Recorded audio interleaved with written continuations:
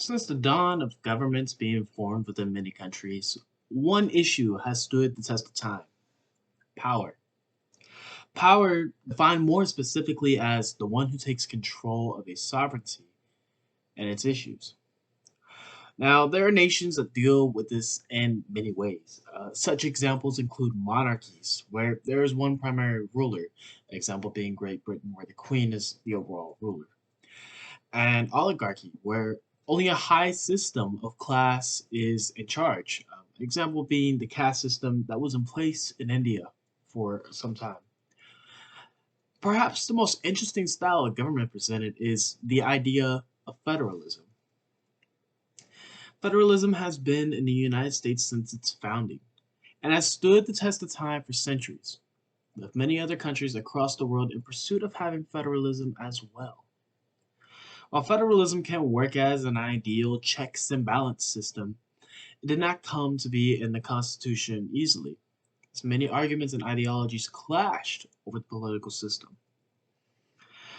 To begin, one must look at how federalism came to be. Federalism, originating from the Latin phrase "foedus", meaning covenant, was best described by the philosopher John Locke.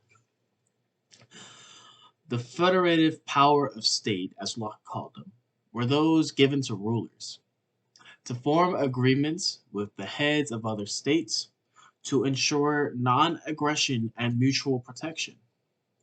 So, before its American development, federalism referred more to a form of international relations and less of a constitutive organization of local governments or territories under a central power.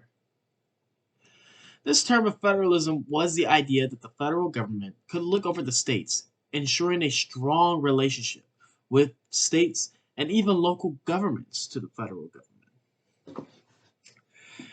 Although federalism would be created in ancient Greece, federalism would become active again in the United States, especially around the time the Constitution was written.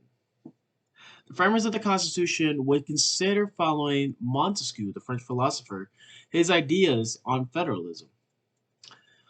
First, for a state to survive, it has to be somewhat larger than Greek poles, Montesquieu said.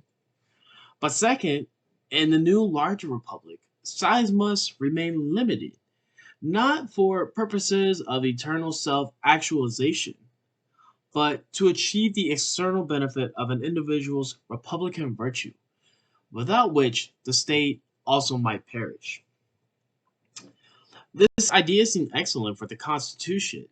However, the framers argued whether or not to follow Montesquieu's ideologies, since that itself was the foundation of the Articles of Confederation, the Constitution written before and immediately after the Revolutionary War, which was the same document that they were trying to replace. Framers themselves also had different views on federalism.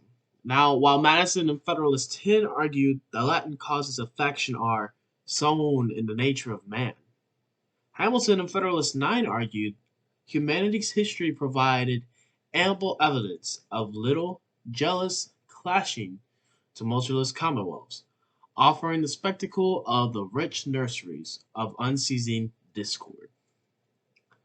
With ideologies clashing and the threat of Spain and Britain surrounding the newly formed country, the issues need to be resolved fast and appropriately. After long arguments, the decision was finalized not to follow Montesquieu's ideology and base federalism in a new way. The results suggested a stronger form of union, especially where the federative, military, and treaty making powers were concerned. But the stubborn independence of the states remained an unchangeable reality with which the framers had to contend. The results of these were a particularly American invention, not since duplicated in any larger state. The result would be known as constitutional decentralization, where a government would decide upon how much authority could be given to them. This differs from other forms of federalism around the world, as contingent decentralization, and that the authority of the states under constitutional decentralization is guaranteed a manner of organic constitutional law. While the idea of federalism and its findings, with the idea of federalism and its findings, it is no surprise how it has stood the test of time in the United States. While not acting as an oligarchy, federalism allows states and the national government to stay regulated for all.